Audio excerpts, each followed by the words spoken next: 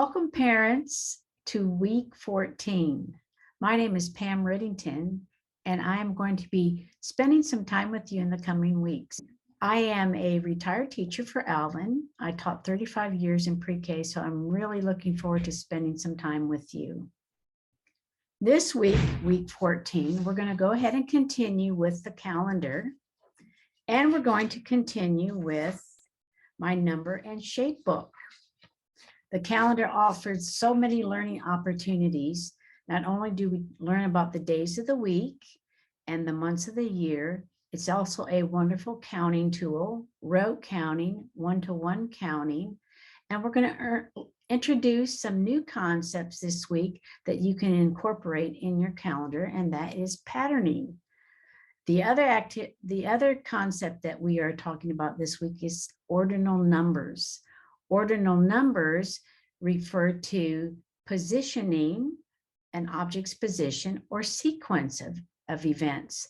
Those numbers are first, second, third, fourth, and fifth. Those are the ones that we are going to be discussing with your children. A lot of times when we begin ordinal numbers, we will begin with first, second, next, and last. Especially when we read a story, we might talk about what happened first, what happened second, what happened next, what happened last.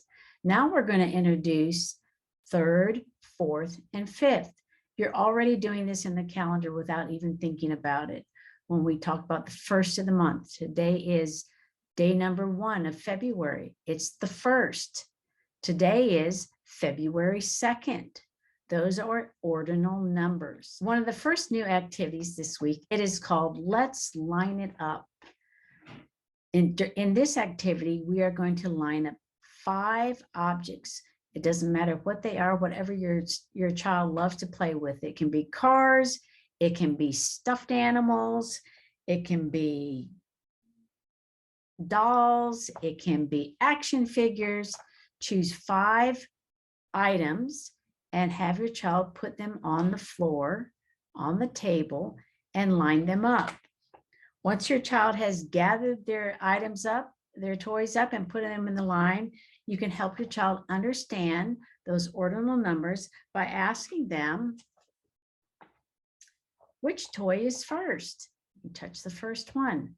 Which toy is second? It'll be the next one. Which toy is third? Once they get that concept, first, second, third, fourth, fifth, that's a sequence, one right after another, and they seem to understand, then you can change it up and say, well, which one is third? Find the number, the third one over.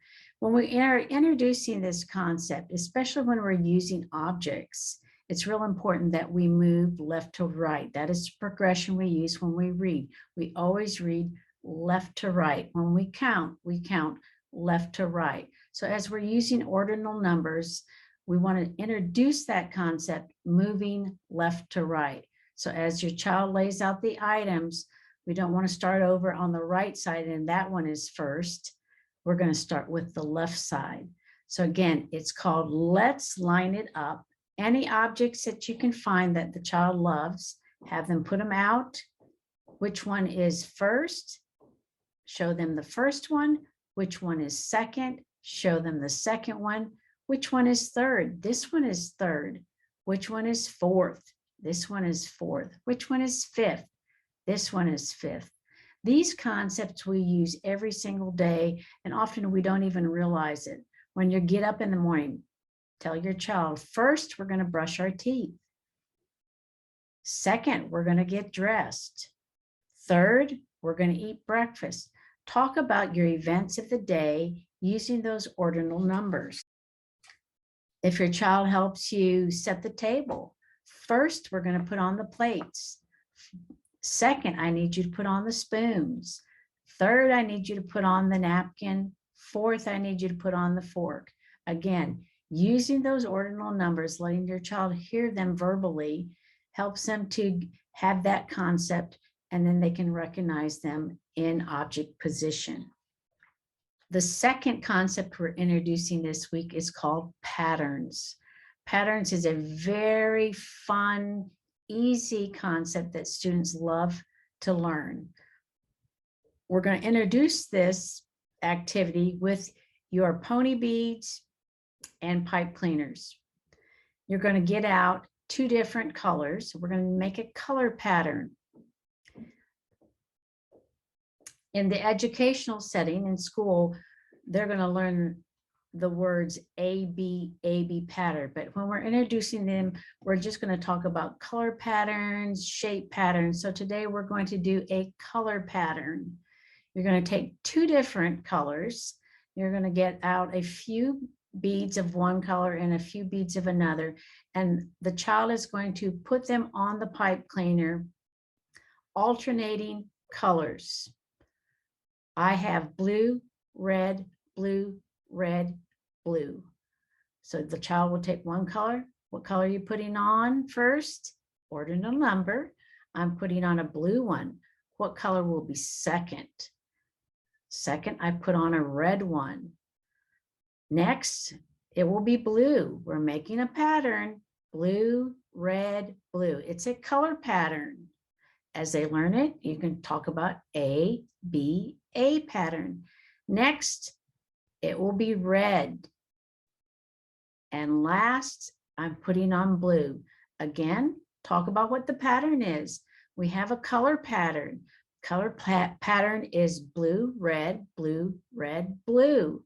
Which one did you put on first? Incorporate that ordinal numbers we're talking about this week. First, I put on a blue one. Which one was second? Red. Which one was third? Blue. Which one was fourth? Red. Which one was fifth? Blue. Count them. How many did you put on altogether?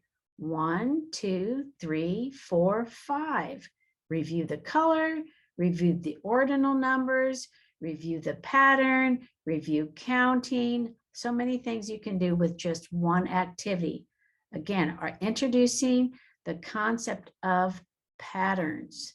When I spoke to you about the calendar this week, you can start doing patterns with each day.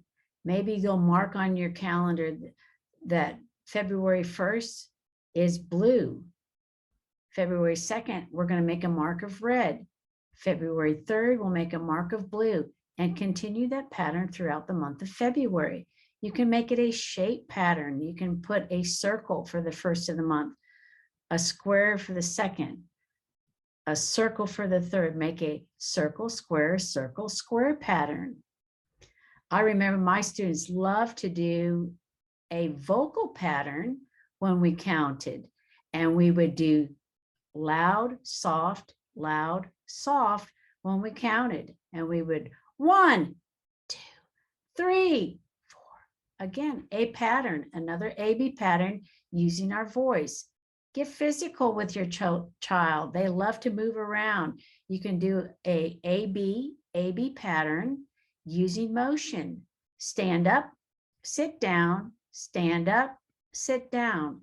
Again, A-B pattern. There's predictability and sequence in both of those. They'll use this very skill in their literacy learning and learning how to read. For example, if they are looking at a book, I see a cat, turn the page. I see a dog, turn the page. I see a cow. They'll start to anticipate and predict the sequence of words, and that helps them in their reading. Patterns and sequence are everywhere, even in the clothes you wear, in activities you do. We see patterns, and kids will pick that up, and they love patterns. So pipe cleaner, A-B patterns. The next activity we are doing this week is called color sequence. You will find your sequence card in your activities. And this one has not only color patterns with 2 colors, they all have 2 colors, some have 3. So we're not only just doing what we call in school the A-B pattern, a color pattern using 2 alternating, But once your child masters this pattern, which is often the first one introduced, we can change it up a bit. And then we still use two colors, but we're doing what we call an A, B, B, A. This one has a green, yellow, yellow, green. So next would be yellow, followed by yellow again. So the first one, you'll do the simpler A, B pattern. So we have red, blue, red, blue, red, followed by blue, followed by blue. So this is called color sequence. You'll use your bag of tiles provided for you. Now, this is a starter, but you can use other manipulatives if you want to put on top of here, if you want to use pony beads to do an extension of this. If you want to do edibles, which kids love, you can create patterns using their snack. One of the activities that we would often do in class is I would give the kids two things to eat, maybe goldfish and raisins, goldfish and mini marshmallows, and we would eat a pattern. We would create a pattern, an A, B pattern, goldfish, marshmallow, goldfish, marshmallow, goldfish, marshmallow. They would create the A, B pattern, and then they would go ahead and eat them. Which one are you going to eat first? Goldfish. Second, marshmallow. Third, goldfish. A, B pattern. Kids love to make patterns with edibles, and then of course it's fun to eat them as well. So color sequence and patterns. Another activity this week is card sequence. We're going to be using our playing cards. Give your child a deck of cards and ask them to make an A-B pattern using the cards. So they will take their playing cards, and if you want to, at the beginning, to make it a little simpler, perhaps pull out eight cards, 10 cards, 4 of each color, so they can make their color pattern. And then set the cards out all mixed up, and you say, let's start first with a red card. What would be second if you're going to make an A-B pattern? And they would get a black card. What would be next? Next, you're going to put if you're making an A-B pattern, A, B, red, black, red, black, red, black, red, black. And you'll continue the pattern with the rest of the cards. Now, if you want to get tricky, to make it a little bit harder, instead of making a color pattern with your cards, you would make a shape pattern. So they would have to take the two different shapes, clubs and spades, and make an A-B pattern using spades and clubs. So you would have spade, and then you would have a club. What would be next? Spade, followed by clubs, followed by spade. A little bit trickier using a shape pattern. Again, kids love patterns, and they'll start seeing them everywhere. Using them in the calendar, using them in daily activities, in the clothes that they wear. They'll start to see the patterns and point them out to you. They just love patterns. They start seeing patterns everywhere, not only in the clothes that they wear, but out in the community, when they're helping you around the house. If you're setting the table, they start to see that the fork will be on one side. Oh, it's a fork, plate, knife, spoon pattern. They start to really pick up on those patterns, and we'll point them out to you. We're going to continue this week with month hopscotch. This is an activity you've been doing for a while, so you can go ahead and extend that activity and use some of the other activity items that we've been talking about. For instance, you can do a high frequency hopscotch, high frequency words hopscotch, and put the words out. You can do a letter hopscotch.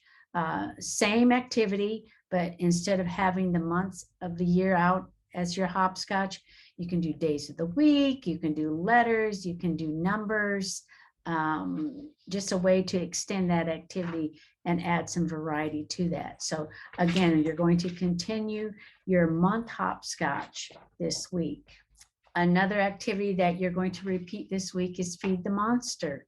Some of your students may still be having a hard time squeezing that ball, building that fine motor muscles, so important in writing. So if they are still using just two hands out of habit, go ahead and really work on concentrating on squeezing with one hand. You might try alternating. It's okay if they get tired squeezing with their right hand to move to their left, but really work on getting that muscle growth and working with one hand. I know they've been eating pom-poms. We can try some other things, maybe some feeding alphabet letters, some of your magnetic letters. They can eat some of your pattern tiles, work on color recognition, numbers, just a variety of different things that that monster can feed on. We're also going to continue with our word book. This has been something that you have worked on for some time. We have worked with having the letter, writing the letter, finding a picture that goes with that letter. We can continue this activity with some of the new concepts we're learning. If you want to work with the word February, we can find where February might fit. All the months of the year where they might fit in your word book. Some of your high frequency words, we can go ahead and look at that beginning letter of that word, their name, where they could break up their name, first letter of their name, where would that go in the book? The second letter of their name, using ordinal words again, those ordinal terms with their name. We're going to go ahead and continue with our word book this week. We're going to go ahead and extend that activity. Think of some other ideas that you can put in that book. Maybe it's some months of the year. Words that we're using this week, like the word pattern. Where would we put that in our book? Pattern. It would go under the word P, write the word pattern in the book. You can do the months of the year and put those in your word book, but go ahead and continue to use that word book and put some of the other words that we're using this month in the word book. Another repeat activity this month is pin a letter. I understand that you were matching uppercase to uppercase on our letter strip. And then as you mastered that, your child mastered that, you started working with lowercase to matching to uppercase. If they've mastered that, you can just give them a word and see if they can't do letter sound and match it. Say, they would match the clip to the letter F, match the clip to the letter P. So you can work on letter sound. If they've mastered that, which would be awesome, you can even say a word, fish. What letter would that be? And they would match the clip to the letter, pin the clip to the letter F.